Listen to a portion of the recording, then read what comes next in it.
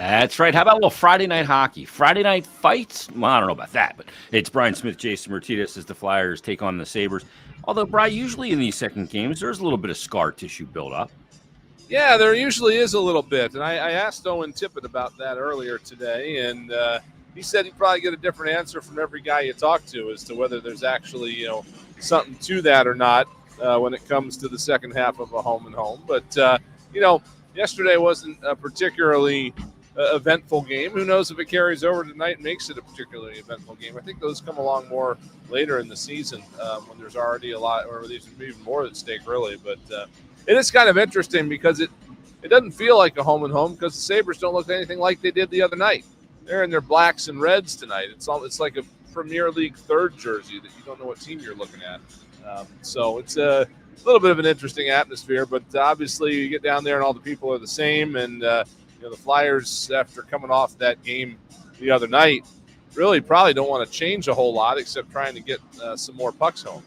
Yeah, they outshoot Buffalo in the game 40-15. Buffalo and John Tortorella seems to be, intimating that he's going to see a much better Buffalo team tonight than they saw the other night. Even though Buffalo won the game 5-2, but there are some differences for the Flyers. Brian, of course, Carter Hart went out of that game at the 10-minute mark of the first period. He is day to day. Sam Ersson gets the start tonight, and then on the other side, or up front rather, Sean Couturier is now day to day. And he won't be in the lineup tonight. So Scott Lawton will move back to the center position. Morgan Frost line will remain intact. Noah Cates moves up to the top line, and Ryan Poehling draws back in. Other than that, everything's normal. Yeah, other than that, you're good to go. No, it's it was a little bit of a surprise about Couturier this morning.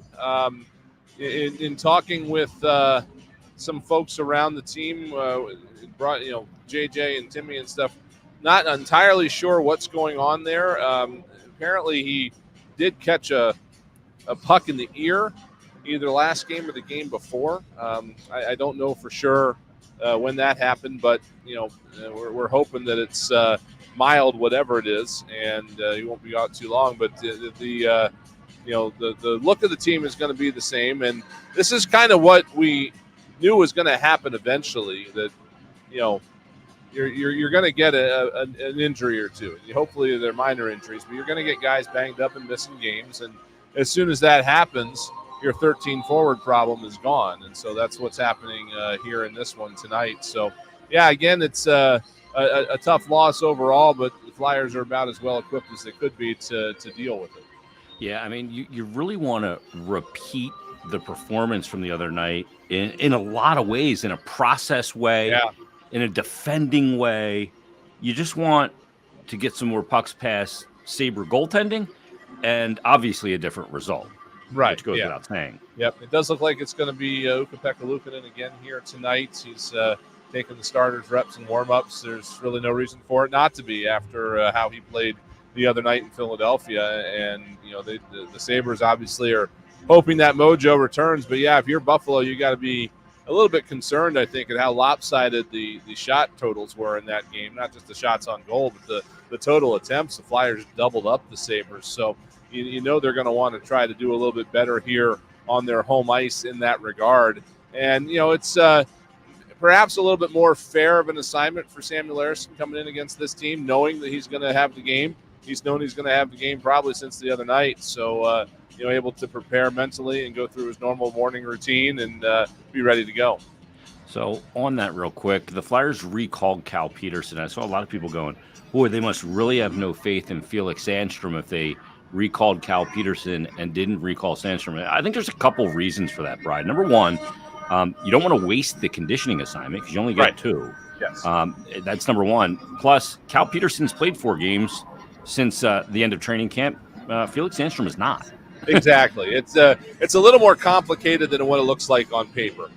We I think everybody knows at this point that Sandstrom's in the situation that he's in because he is not waiver exempt. Flyers don't want to lose him on a waiver claim. It was just really bad timing that the day they sent him down for conditioning, Carter Hart gets dinged up. That's nothing that really anybody can control. It is, again, the worst possible timing. Like you said, once he's down there, it's a 2-week window where he can play as many games in the AHL as he possibly can before coming back up. And like you said, you only get 2. So if you call him back up right away and bring him here to Buffalo, well, that first conditioning assignment's only been 1 game. So the likelihood of Cal Peterson getting picked up off waivers is a lot less because he makes $5 million a year. And the Flyers are one of the few teams that can absorb that right now with him down in the AHL. Not a lot of teams are going to want to add that kind of cap hit. So they don't really have to worry about losing him as much. And so that's kind of why we're where we're at. It has nothing to do with their faith in Felix Sandstrom. It's just a matter of the rules and regulations of the CBA and the way things work when it comes to these sorts of things. That Sandstrom stays down there. He'll get some good work in, and Cal Peterson will be back up here ready to go if needed. I would have to imagine that he might get the shot tomorrow against his former team. I would think, which would be. I'm sure a big motivator for him, and also, that was pretty unlikely that was going to happen, but it worked out pretty well. Yeah, that's one of those things where 18 things have to go right for it to work out, and it has. I would also point out to people that obviously the Flyers value Felix Sandstrom because they've done something so far this year that no team likes doing. They've carried 3 goaltenders. Yes. And that is not ideal, to say the least. Not only because it eats up a roster spot, but it's just hard. There's only 2 creases in practice, and there's only 1 crease in a game. So exactly. The fact that they've carried them tells you all you need to know. Yeah. I mean, it's never an ideal situation. I like Torts' approach to it, and I don't want this to sound callous, but Torts' approach to it is that he doesn't really even worry about Felix Sandstrom, and it sounds terrible, but instead of trying to wedge 3 goalies into practice, his focus and he assigns this really off to Kim Dillabaugh.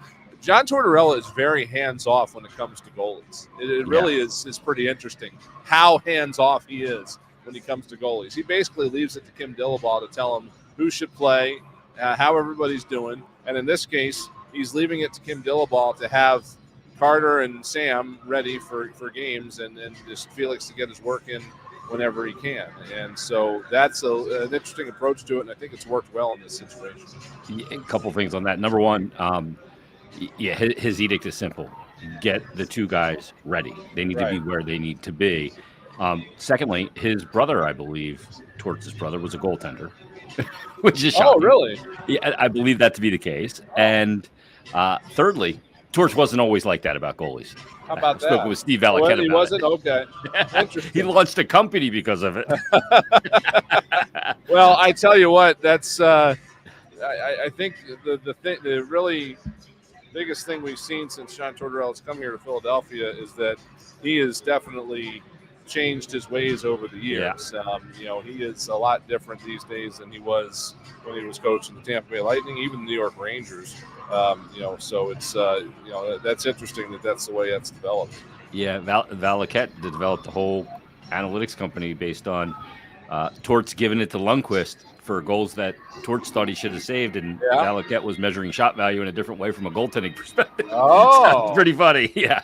But I digress. Let's take our first time out here on the pregame show. Flyers and Sabres, a return engagement tonight in Buffalo, and the Flyers will be right back at it tomorrow at home against the Kings. Then they've got a road trip coming up, which we'll discuss as well. This is an important chunk of schedule, really now through the remainder of the calendar month of November. We're back after this. It is the BetRivers.com Flyers Broadcast Network.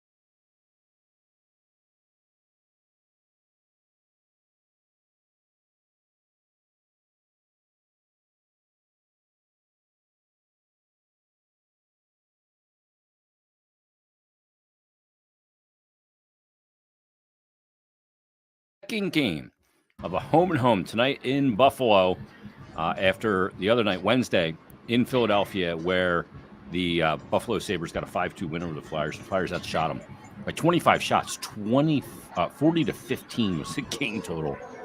Crazy sport where you can lose a game and outshoot your opponent that much by that much. But Brian Smith, Jason Matthews, and Brian in Buffalo. Brian, this is a very important stretch for the Flyers. When you look at the schedule, which I have my paper copy right here, you look at some very difficult opponents coming up. And look, I know Sean Couturier's day-to-day, Carter Hart's day-to-day. They're going to have to get quality goaltending no matter where it comes from.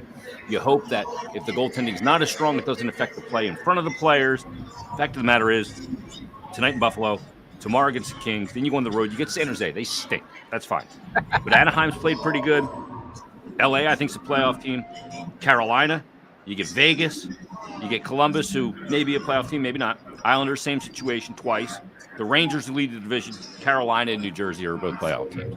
It is a tough stretch of hockey. It is. Month in November. And it's a weird travel schedule, too, because the Flyers are headed out west on Sunday after the Kings game on Saturday.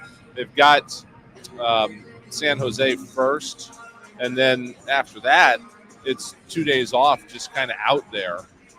Which, normally 2 days off in between, you're resting, whatever. It's a little bit of a different scenario when you have a break like that on the road. There's not a lot to do, I guess. You're sitting around the hotel room. You're resting, but you're not resting at home or, and doing any of the normal stuff. And then a back-to-back that'll be Anaheim and LA on Pacific time, which they'll be adjusted to by then. And then they're coming back, and they're going to come. They're going to come back right after the LA game, which is interesting from the standpoint of it's going to give them hopefully an extra couple of days to get reacclimated. The return from Vegas, even though the Flyers won that next game against Minnesota, I think a lot of them were surprised at how tired they felt when they got back. So they're going to get back as fast as they can, have a couple of days off before getting back to the schedule with that Vegas game, and it'll be a challenge, that's for sure. But it's something that comes along every year. The thing about it too is, and that trip to Vegas, that was Dallas and Vegas, considerably shorter than this. Yeah. One. So you're going to need that time. It is weird that you come back. They're going to come back home, kind of on a red eye, if you will, from Los Angeles. Or is Los Angeles the last game or Anaheim? It's Los Angeles. One of the two. Yeah, and then you're going to come home, reassimilate to the East Coast, and then just jump down to Carolina, which is not far. Right. Easy flight from here. So and that's game. That's kind of a given. Yeah, you want to come back and rest in your own bed and stuff like that. There's no huge reason to go sit in Raleigh for 2 days. That's. But it is again a strange schedule, just in that usually it's pretty cut and dry what you're going to do, but this is an odd one from the standpoint of just figuring out when to travel and the amount of time you've got to spend in the cities when you're not playing and stuff like that. So, it takes something getting used to. You know what's really bizarre about this month of November? What's they that? only have one Thursday game in the entire month. That they is have two bizarre. Tuesday games, but they have 3 Friday games, 3 Wednesday games. Yeah. It's just you don't think of those as NHL nights. No, you don't. And usually you end up getting tossed into that schedule because of national TV. Now, it always felt like, to me anyway, that you're cruising along in the normal routine until you get to Black Friday, and that threw everything off because the Thanksgiving, that's a league day off. I'm pretty sure, unless the Canadians are still playing on Thanksgiving. I'm not sure. They used to do that. Everybody would play on Wednesday, and then Thursday would be an off, and then the Black Friday game, which is a tradition at Wells Fargo Center, would be in the afternoon there. That's back this year. And then from there, it always seemed to kind of just be a little out of whack for a while. So that's always the challenge in November. You want to know the crazy part about that? What's that? After the 3 Wednesdays in the month of November, they have 2 Wednesday games the rest of the year. I know, yeah. It's, that's typically the way it goes, and it's for whatever reason, it's always been that way in Philadelphia, especially. It's the Flyers were a Tuesday, Thursday, Saturday team, and the Sixers were a Monday, Wednesday, Friday or Sunday or whatever team. So it's just been the way it's always shaken out over the years. Yeah, very bizarre. Brian, we're trying to find the forever home for Coffee Cake. We featured Coffee Cake Yeah. a couple of weeks ago on Hockey and Hounds with myself and John Tortorella. And first and foremost, we're going to get Coffee Cake into a foster. Yeah, that's why we kind of wanted to highlight this real quick here tonight, because Coffee Cake was in a foster home, but the foster's situation changed, and now she is back in the shelter at Philly Paws, and doesn't like it there. I wouldn't either. So that's kind of why we wanted to real quick take a moment and remind everybody about Coffee Cake, and that she is looking for a foster, or it better would be a forever home, but at least a foster at this point. If you go on Instagram and bounce over to the Flyers Charities Instagram page, I think I retweeted it as well. You can find it on my Twitter account, V Smith Flyers. We do have a video of Coffee Cake and just a little bit of a look at what she's like, and along with the conversation that you and Torts had about her a couple of weeks ago when we started. So go take a look at that if you are so inclined, and just take a look at her and see if she might be a fit. Again, just at least looking for a foster at this point, and trying to get her out of the shelter. And if you're watching on our stream, you can see her right there. Absolute beauty. So the video's even better. Yeah, I hadn't seen video of her until yesterday, and she's adorable. Tons of energy. A dog that likes to take a nap. So it's a dog after my own heart. That is Coffee Cake. All right, let's take our last time out here on the pregame show. We're going to discuss when we come back some of the line combinations with some personnel either being moved around, returning to the lineup, or missing from the lineup. It is Brian Smith in Buffalo. You got the whole sheet right there. Stay tuned. We're back after this on the BetRivers.com Flyers Broadcast Network.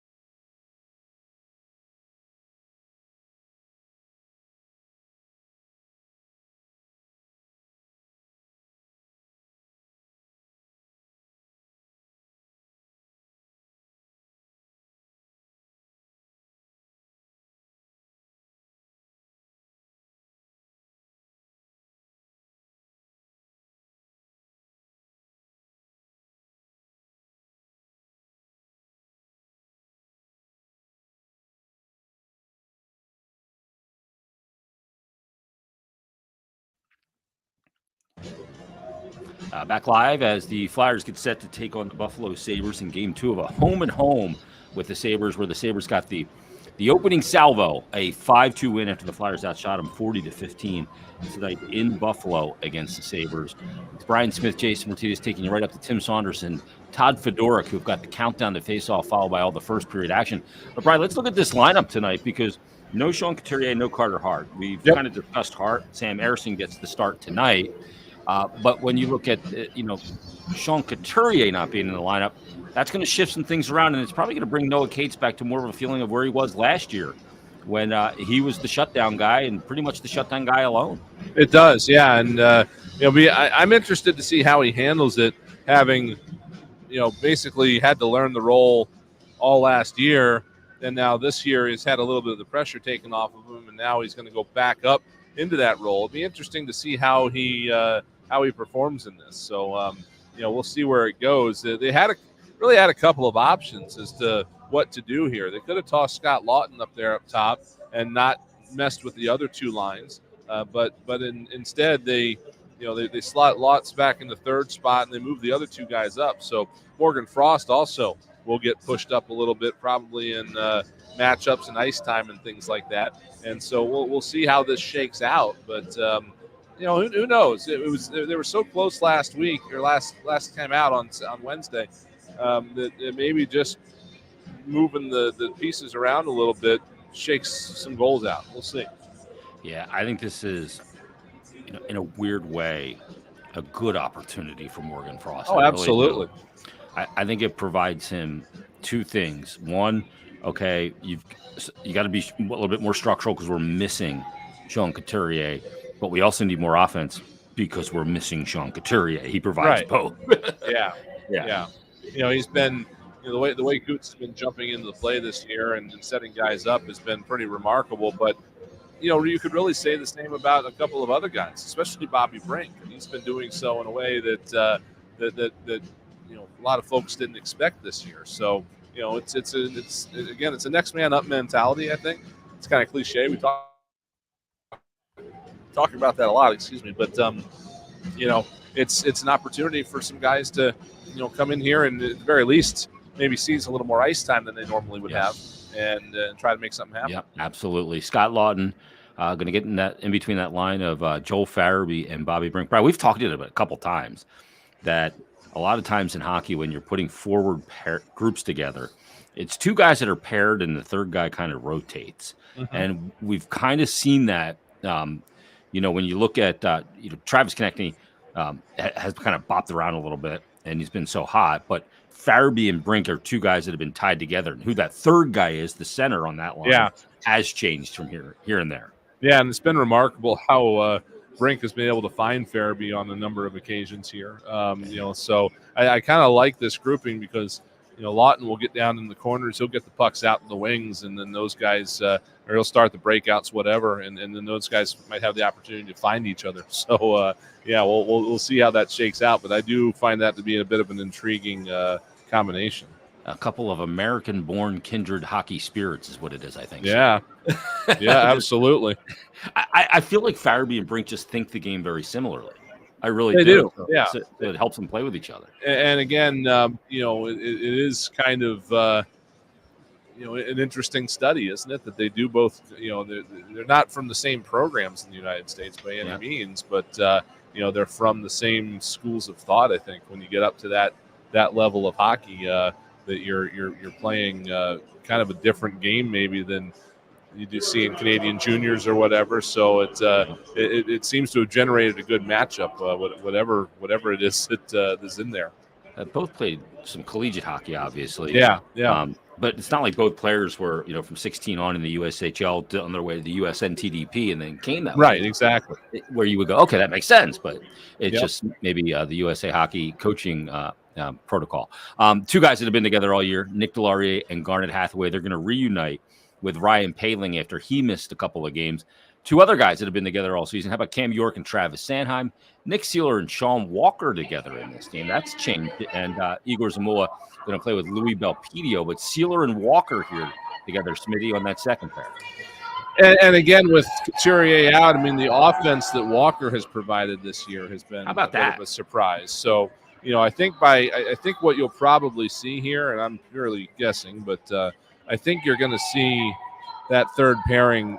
Probably their minutes are going to drop a little bit tonight, maybe. Yeah. I get a feeling that you're going to see a big number next to York and Sanheim tonight, and then a relatively big number next to Seeler and Walker. I think those four are probably going to get the bulk of the minutes tonight, and they're going to look to those guys to try to jump in and generate some of that offense and try to keep the momentum forward. That's another thing that Owen Tipp had mentioned today is that.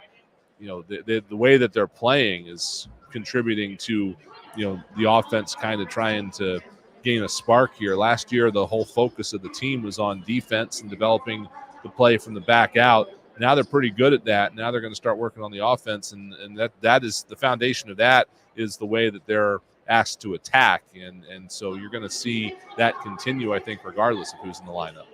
Yeah, I think you're going to see a game here where York and Zamula are going to be. If I had to put green money down right now, Bri, over under of 25 minutes and 20 seconds of ice time Yeah. for one individually or both of those guys together and get better odds, I'd put that green money down over 25-20. And minutes. they're almost going to – I can see that third pairing almost playing as like a checking line would. There would be like a checking pairing, you know? Yeah. We'll see where it goes. They're going to be in every situation. If they're on the PK, they're going to be there. If they're on the power play, they're going to be there. At 5-on-5, they're going to be there. Absolutely. So that's going to be very interesting to monitor that as we go. We'll do that at the intermissions. And then, as we mentioned prior, Sam Ersson gets the start in this game. He came in relief 10 minutes into the first game of this home-and-home at Wells Fargo Center the other night.